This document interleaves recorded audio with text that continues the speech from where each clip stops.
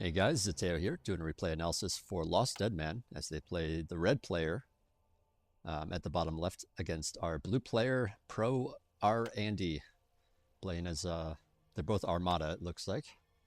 Now this is Flats and Force, it's a 1v1.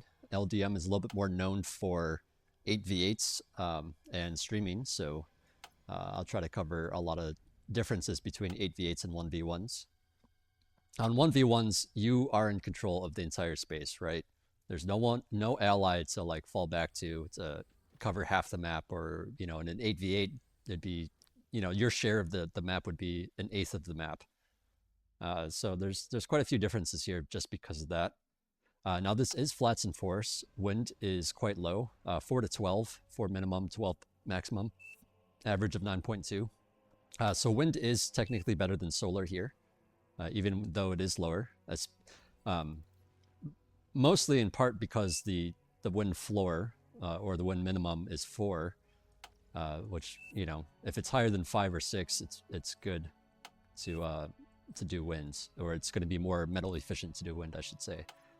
So wind is a good choice here. However, you want to consider how fast something builds as well. Wind takes a little, takes a bit more build power per energy generally. Actually, the break-even point is 12. So if wind, so if wind speed is below that, solar is going to be a faster way to go. So you can build more.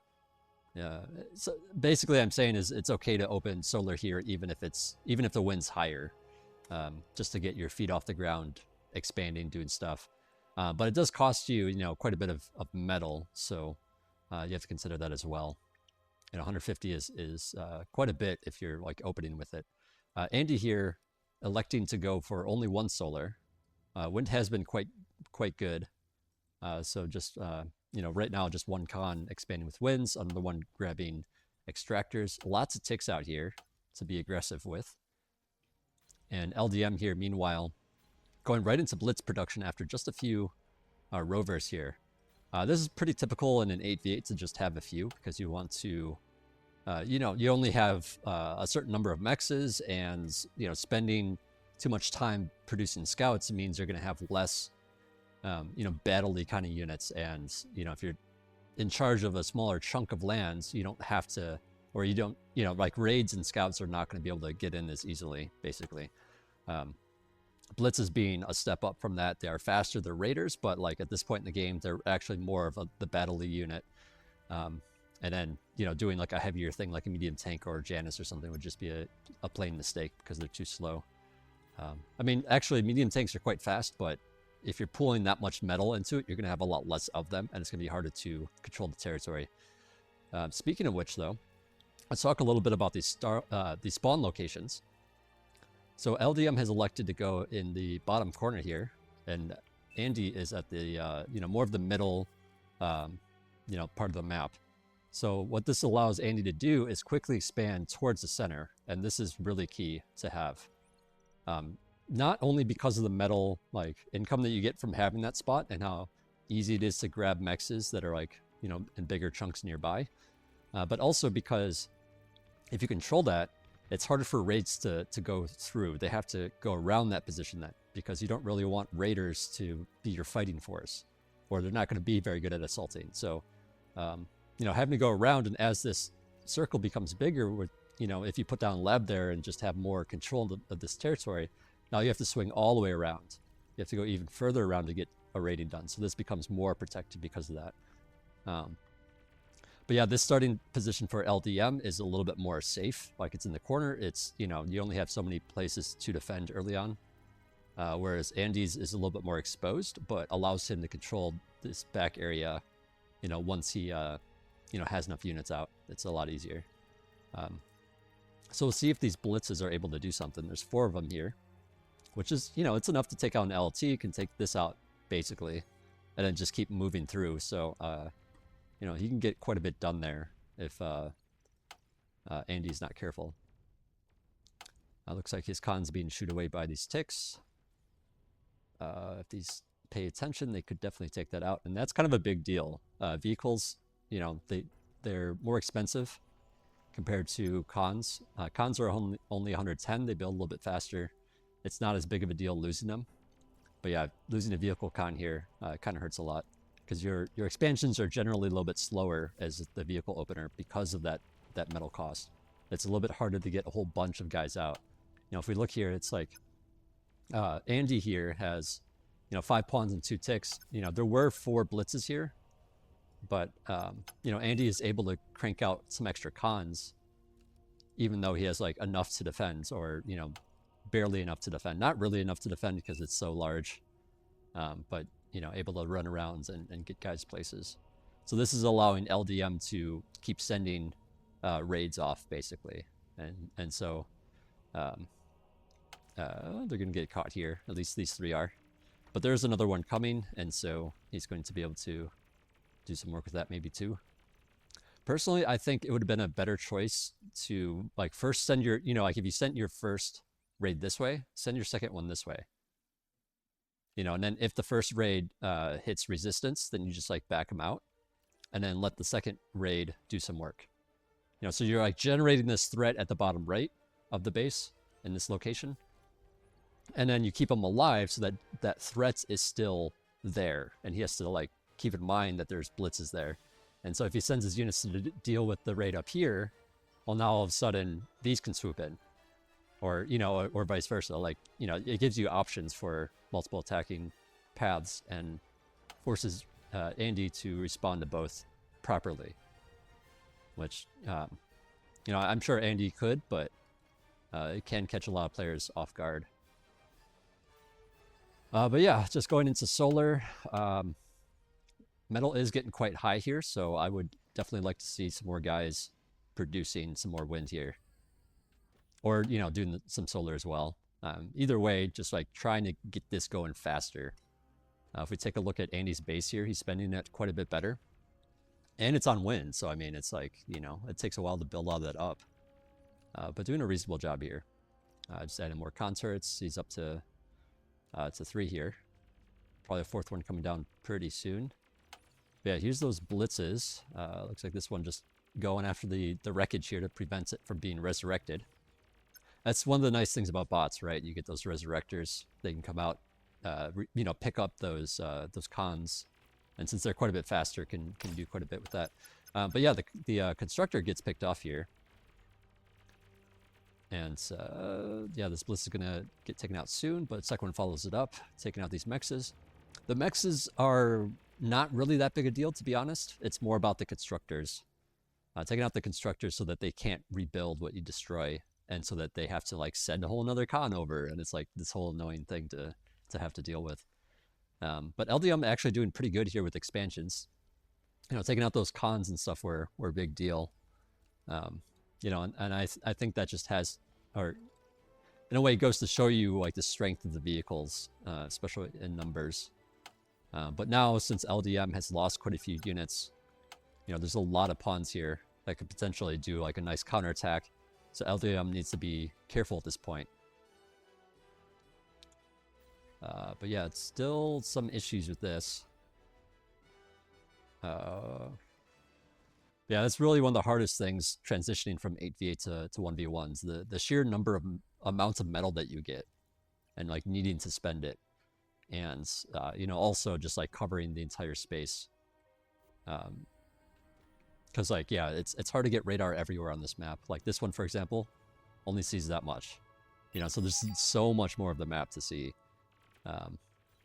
So I do like this radar placement. He has quite a few here. I wouldn't mind seeing another one down here or over here somewhere. He does know that these are coming, so he doesn't quite need them yet. Andy, meanwhile, to just get some like information, has a scout out, and even starting to build some banshees to deal with these incisors, or not incisors, these blitzes here. Blitzes can fight back against banshees, but banshees do have a lot of health for what they are. 560 is quite a lot for an aircraft. Shuris have like, I feel like, I think it's like less than 100 or something. It's like quite a bit less. Recently in the patch, they just got buffed, so they had a little bit more hit points than they used to even. But yeah, that scouting information actually didn't quite see stuff, but he does see the movements of units beforehand, so that's kind of nice too.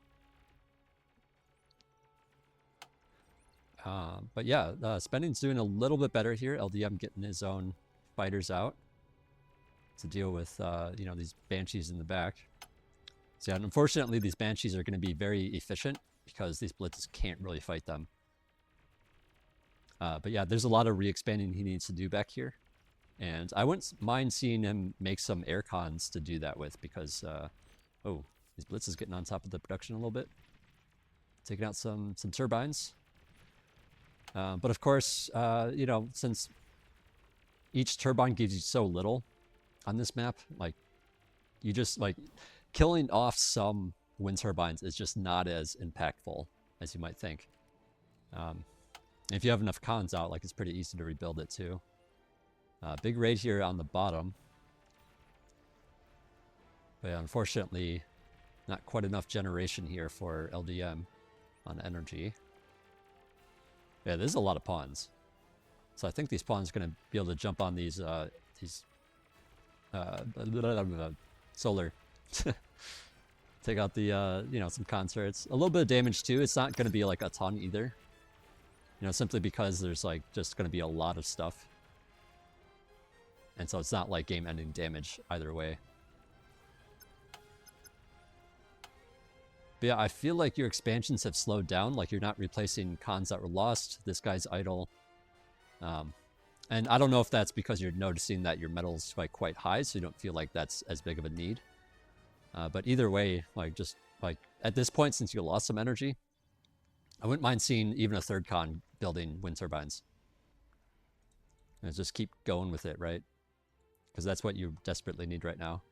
And then you can start spending that metal, get another lab going. Actually, I mean, you already have 2 labs, so it's really just like more concerts to be able to spend that, and energy, of course. Yeah, some figs out. So this is kind of a nice thing from Andy here. He's kind of forced you to build figs because you saw so many banshees. And unfortunately, these aircraft are just like eating up all your energy as well. Okay, so you're getting some concerts, which is nice to see. Oh, gotta deal with this. Fighters, assemble. Go. Go kill these. Right, there we go. Not too much damage there. Yeah, banshees, unfortunately, I mean, they don't do enough damage to really, like, do much, but it's kind of nice that, like, if you see this coming, you can start picking away at it pretty early. But of course, LDM does have a lot more fighters out, so, you know, once he sees those, he's probably going to respond. Oh, pawn's coming in here now. Really needs these guys coming over to defend. I'd say whistlers here are a bit of a mistake. I mean, it's kind of nice to just have a few anti-air or rounds, considering. But yeah, just like by and large, you don't really want it. So LDM here is going for fast T2 and doing this raid behind or in front of it. You know, and so on the surface, that's good. And in an 8v8, like, you have the metal to go T2, so you just go T2, right? But here, in 1v1s, going T2 too early, even though you have the metal for it, is going to mean that you don't have the production. Like T2 units cost more and they take longer to build, right? And so you're going to have less units out, and that means the initiative is on Andy. And if Andy, you know, realizes that you don't have enough units out, he can sweep in and destroy a lot of things. If he, you know, if he's continuously pumping units, which he is. Yeah, even got this forward lab here, and then some kind of turrets going up behind it. So while this is like beneficial, like it's going to allow you to get, you know, metal faster and stuff like that, this map is so big that just having more T1 mexes is going to be much more efficient. Like, you can delay T2 quite a bit. You know, and going back to what I was, I guess, trying to say earlier, you know, once you go T2, like, those units cost so much more, and you're going to have so much less of them that they can't really put on pressure. You're going to be defending for a minute. It's going to be hard to defend because you just don't have as many units. You know, meanwhile, Andy here just, like, Like, he doesn't have like a ton right now. He's kind of gearing up to build more out of this lab here. But once that comes online, he's going to be able to produce a lot more. He has a lot of re-expanding to do too. So he does have some cons around. Some air cons. But yeah, air cons are so good on this map because the metal's so spread out. That like you can just send some air cons down here, take like this chunk. And if Andy sends any attacks this way, he won't even see those. Alright, so you got some bombers going. Alright. Your figs are up here. So this is more of a sneaky play instead of just trying to do like a I'm gonna bust through the front door with these bombers and bomb you. It's more of a hope you don't see this and respond. Unfortunately, these guys do see it. Yeah, Andy just spreading out some fighters, unfortunately. So they're in good position to deal with this. And your fighters are way out of position to defend that, so unfortunately these aren't probably going to do much at all. Yeah, nothing. Nothing at all. But yeah, you didn't invest too much, so it's really not that big a deal. Usually your spending should be a little bit better, so like you should just have more to deal with this right now. But yeah, it kind of goes back to the whole, like, you're teching up, and that means your opponent can do more, like, sweeping movements with his army like he's doing. Like, he's sending units this way, this way, this way, this way. He could even, like, send units this way, but obviously your commander and stuff's there. And this becomes a nightmare to defend with T2. Now, of course, the correct unit choice here is the Jaguar, because it's faster, it's able to catch these pawns and stuff. And they do well against pawns in general, so they definitely stop raids really well. But it's just so many things, right? Like taking this out, kind of a big deal. Being able to take these tanks down here, big deal. And yeah, there's just a lot of pawns to deal with, so you can't even like respond to this. Just dealing with all the tanks. And meanwhile, since he's like the one pressuring you, he has time to go T2 right now. While laying down all this pressure. Now, of course, if he sacrifices all these units, you will have a bit of a window to go attack with the Jaguars. So, you know, there will be a nice counterattack opportunity at that point. But yeah, Andy here doing a really nice job with these air cons, just taking these mexes. Alright, eating the lab. Okay. 2 fusions. You crazy. You crazy. You want to generate metal through extractors, not through converting, because there's just that many more extractors. So the rule of thumb, I'm sure you know already, but the rule of thumb is like grab the mexes first, get as much energy as you need, don't convert it. And that, you know, you're not converting yet, but okay, well, I say that and now you're going to be converting soon.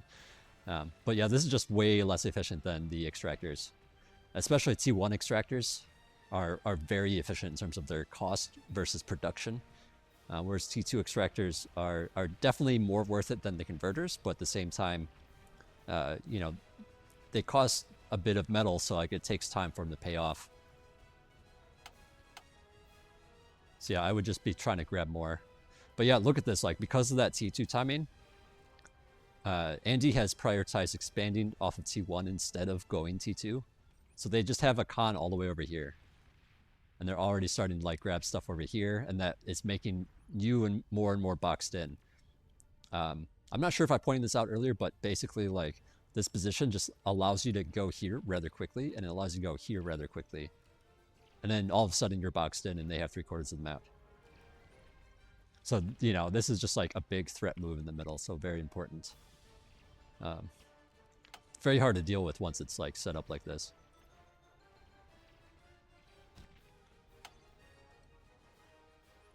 But yeah, now the Jags are out for Andy.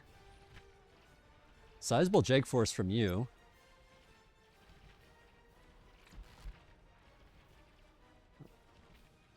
Yeah, these are the Twilights. I like the Twilights in this position here. Just like forward Twilights like that are so nice. Like assuming that you have some defenses nearby. Actually, anytime you see towers behind the mexes, you know, like there's a tower here, here, here, and here, and here, and there. You know, basically you come in for the attack, and the towers start hitting you, and I don't know if you like are sitting there like why are these towers behind the mexes instead of in front of, or why are there towers there and no mexes? But you know there should be a pretty clear indication that there's something there, if anyone's curious about that. But yeah, I think these Jaguars are going to be able to get in and do some damage here. I don't know if they'll get all the way into the base here, but they'll certainly take out some mexes. I wouldn't mind if one of these guys just peeled off, went over to these side mexes, or maybe two of them, just so you can for sure like take out a few LLTs if necessary. But yeah, there's plenty of Jaguars out here now for Andy. And so now it's just this back and forth once again. Oh gosh, I don't like seeing this.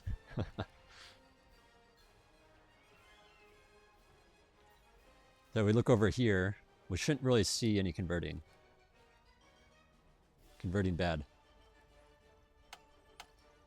A couple of idle cons, but that's kind of to be expected with, you know, this much going on a map.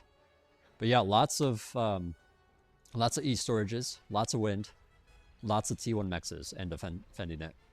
And that's typically how a map like this goes because it's so big and there's so many mexes. Well, getting a little further than I would have expected. Andy being a little bit lazy with the defense. Not quite respecting it enough. But yeah, these are gonna... I mean, if you wanted to, you could like peel these off to go like this way. I feel like, okay, so I'm someone that believes that once you get into the base, start spreading your units out. And then it requires so much more APM for them to chase all those different locations. So if you send a couple, you know, like you don't have to do like, you know, spread every single one of them separately, but like, you know, peel off a couple, go this way, a couple go that way, a couple go this way, you know, just like try various locations. And then you're more likely to do some kind of damage before you lose it all. And it just like is more of a blitz move of just like, I'm just going to quickly take out all this stuff. But yeah, once you're this deep, these are like for sure, like you're basically trading units for taking out economy, which means, you know, it's going to give Andy here like stuff to resurrect, but also, you know, it's just like defender's advantage. They can engage how they choose a little bit better and, you know, be more efficient. And so, you know, it's going to allow Andy's army to grow essentially. I do like this move coming up here, swinging around this way at the same time. Unfortunately, I don't know if you just assume that this isn't taken, but it is. I'd like to see a radar as you expand. APM requirements, of course, but always ideal.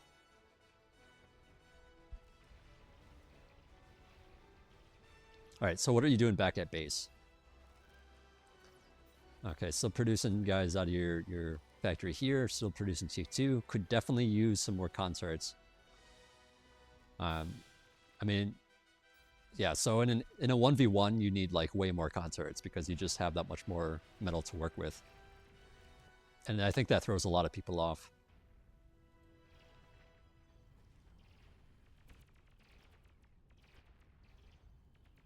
Yeah, both players here getting a little APM tax as they try to control everything. And especially at the T2 stage, there's so much more to manage in terms of economy and like setting stuff up. Both players actually having a hard time spending 11k. You must have a, actually, yeah, you both basically have like 11k-ish. Do you have a storage somewhere or no? Okay, good, no. But yeah, just spending better would allow you to get so many more Jags or so many more like Jags plus other stuff. Like here, like, yeah, it's definitely good to have a lot of Jags on this map because there's just so much opportunity for like running around. But also mix in heavier stuff like Bulls, mix in heavier stuff like Starlets eventually. Stuff like Ambassadors if the pork is heavy enough. Just to be able to like build up a front assault kind of force eventually. So if you just rely purely on raids and defending raids, then it's sort of like you know, it can do a lot of damage, but if they defend them all efficiently, then it's sort of like you're just throwing away money. And so, you know, having some nice frontal assault units is always a good idea, especially here, because like Andy is relying a lot on like raiding units as well, like a lot of these Jaguars to help defend these back positions. But ideally, what Andy probably wants to do is have a more frontal force this way. And so, you know, you kind of need a response to that.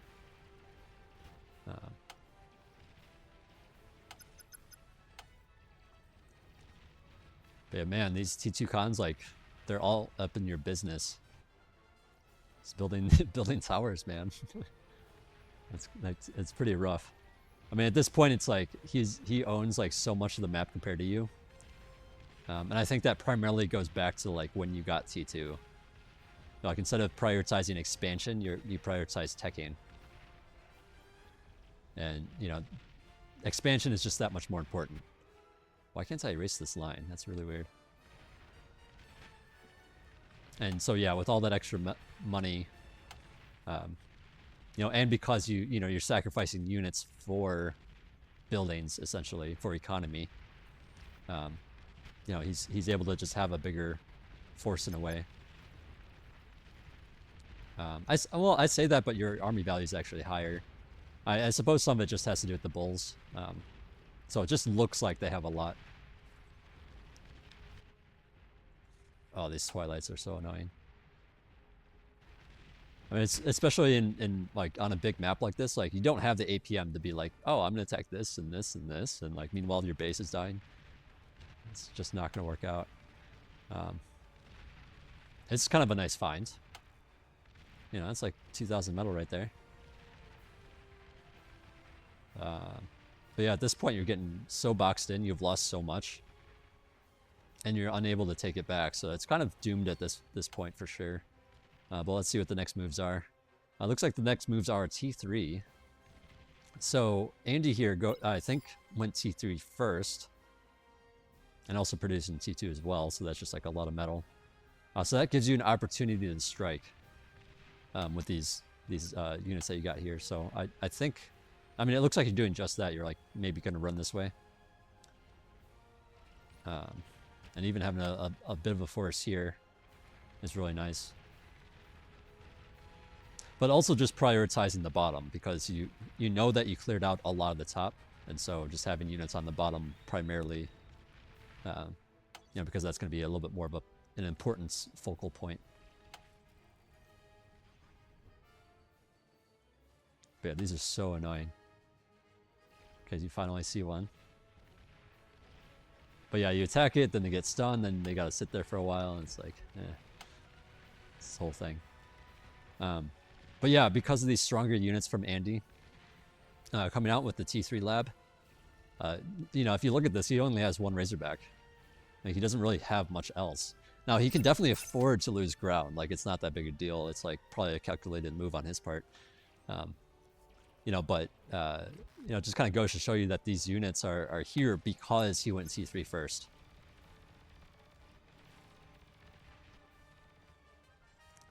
And I guess going T3 while also producing fusions is kind of a lot of money as well.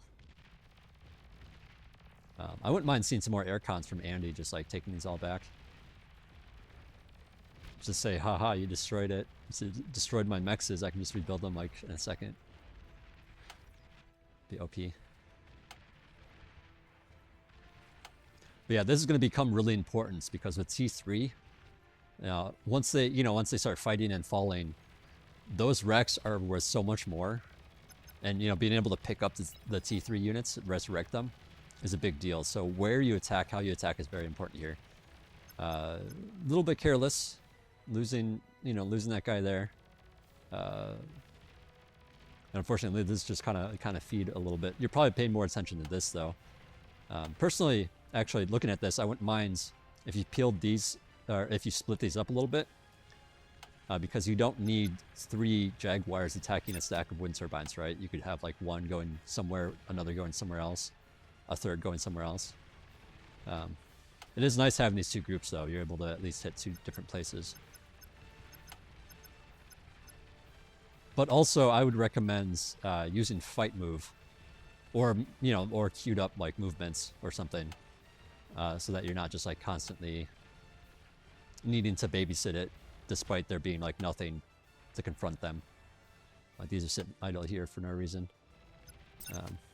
It's like send them out, send them around. Then you get scouting information of where stuff is and possibly destroy it if if it's weak enough, or if there's no response for it. But going back to the whole T3 thing, this is a big deal.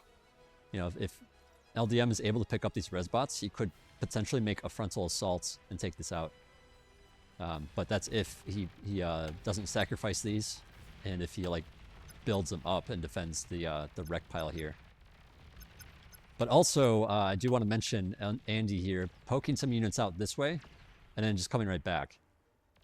And I think a lot of players would they would send their units out this way and just continue on to raid, right? And just be annoying that way. And that's definitely a possibility. But at the same time, if you come up here and don't see expansions past that point, then you know that they're still boxed in here, and you know that they're like not likely to like it's gonna be hard for them to what am I trying to what I'm trying to say is it's hard for like LDM's inclination is to push this way. And so if you don't see units and stuff like in this region, and you have radar up here to see this area, right? Then you know that they're gearing up for a big frontal push, and you might not want to like waste units doing a raid. Like you might want them more in this frontal assault or this frontal battle, which is I think a very good move here from Andy here, pulling these bulls out here so they can help out with these Razorbacks. Because if these Razorbacks, the Razorback ball got too big, then all of a sudden, like I was saying, he's under threat at his main base here. Starlight's joining the mix as well. Very strong unit against these Razorbacks. Being able to outrange them from a distance and doing considerable damage. Yeah, 531 DPS versus, let's see, Vanguards here from LDM. They have better range, but they only have 158 DPS. So not quite the same in terms of like strength, but they do have longer range. So good choice by LDM to try to pick these off. But yeah, the Starlights are just so valuable, or have been so valuable here to like control this. So now we see Andy here just like picking stuff up with these res bots. And this is a huge problem for LDM. He has to properly deal with this. So these Razorbacks getting up here, making these guys useless by attacking one side of the line of units is really strong, and that really paid off there. But unfortunately, these Starlights are just like, there's enough of them here doing all that good DPS that these are just getting picked off. And so now there's even more resable stuff, and LDM is not going to be able to control that whatsoever. So that for sure just like ends the game. Like once these are all picked up, you see Andy here just like adding on massive amounts of res bots. So once it gets to this stage especially, it's very, very crucial to like play it well with how you move your units and which units you make, and just like controlling it. And so those bulls really helped keep these Starlights alive. Big deal here. And actually, he's leaving them on the front here, so they're actually getting picked off here by these Vanguards. Bit of a mistake, but at the same time, I mean, he doesn't really need them anymore. But yeah, that's going to prolong the game a little bit longer. Nice little raid here. Two Razorbacks just going up the side here is a nice thing to do. I mean, you have reclaimed a lot of territory here, so actually the metal difference is not that big anymore. It really just all comes down to this wreck field here.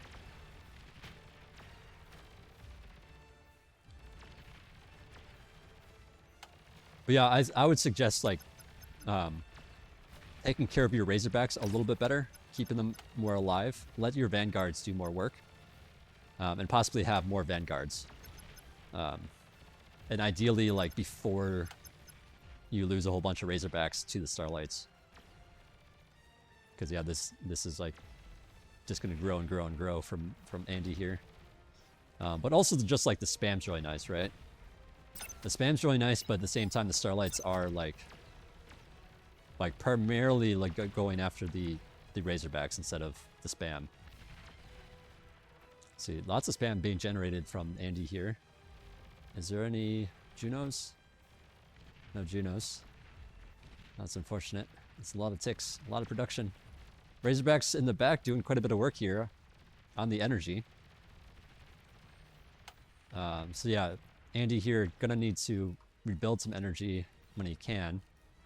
Oh, this is actually why he's unable to. Getting a little bit greedy here. I would say on this map especially, like, you know, like doing more fuss before Aphis is a bigger deal, or is a better deal, because you want to be able to just keep generating a lot of units. And then, like, if anything happens, like that raid, like, then you don't get screwed over. And even after building this, like, still not enough, or not quite enough energy production. Well, I say that actually it is enough. I don't know. That was just for a second there, it wasn't. Yeah, big multi-pronged attack here with Roughnecks here, taking out the T2 mexes. Razorbacks kind of coming in? Nope, decide not to bother defending that. Or I'm sorry, it's not defending that. This is actually Andy's units. But yeah, the res ball here is just, it's too strong, too OP.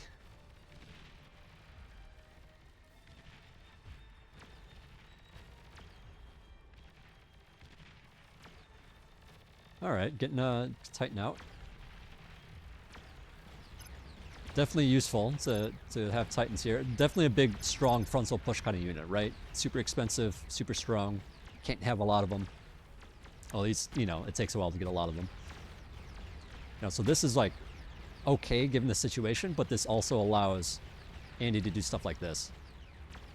Because you can't possibly like defend both sides, right? Because you have this big slow unit that can't be literally everywhere. So yeah, this is just gonna swing in here, probably do a whole bunch of damage. Razorbacks in pursuit. But yeah, hard to catch up to Razorbacks with your own Razorbacks. Kind of need something a little more. I saw a Juno shot. Must have some Junos going on. But yeah, unfortunately one gets through. A lot of good D guns there. But yeah, this one was just a little bit too far away from the commander. And here comes a horde of ticks, and that's pretty much it. Battle ended. So yeah, if I were to sum it all up, I think it really comes down to just how you went T2, and you know, I mean, I think there's a lot of like good stuff I mentioned here in this replay. I'm actually having a hard time remembering exactly what it was. It all happened so fast. I should probably pause before it stops. But yeah, the fact that you went T2 early, I mean, and it's not really, like, it doesn't feel early, right? Especially compared to an 8v8. But yeah, just like prioritizing grabbing mexes, expanding outward is just so important. I forgot to mention like more of the metal difference, but I think there was a point when you had more T2 extractors than you know, Andy did, but just because of the sheer number of T1 extractors, he was like significantly ahead in metal production. And then the converting was, yeah, don't do that on this map. You know, not until like you have like if the map is split 50-50, then go for it. But if it's not, then you really only want to produce enough to utilize. You don't really want to convert it when there's so much more metal to take. Basically, by converting it, you're saying like, I'm gonna get metal in a very inefficient way, and if my opponent is getting it in an efficient way, I'm just gonna be behind. I'm just gonna have less units, and you're kind of like it's. I wouldn't say throwing in the towel, but like, you know, it's setting you back for sure.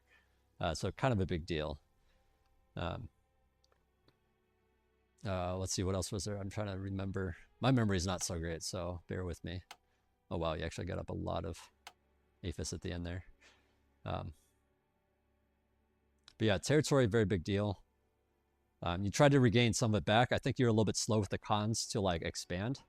I'd like to maybe see some consoles or some air cons or something that's faster. Just like go up and build T1 mexes and then just get out of there. And primarily that's just because like T1 mexes are just that much more efficient. You just build them, then, like, what is it, like 25 seconds later or so, depending on how big the metal spots are, they're all paid back. So very efficient to do T1 mexes, even if it just means a little bit more. But a little bit more times, a whole bunch of metal nodes is quite a bit. And so I think that was just a bit of a mistake as well. But yeah, in terms of army movements, like not too bad. Like you were sending raids out. If you got the APM for it, try not to let them die. Just try to, get as much value, even if that value is only in generating threat. I think is a really big thing. But yeah, beautifully played by Andy here. And that about wraps it up. So I hope you learned something here. I know I went through it rather quickly, so if you got questions, let me know. I'll definitely be able to answer any of those. Yeah, thanks for watching. GG.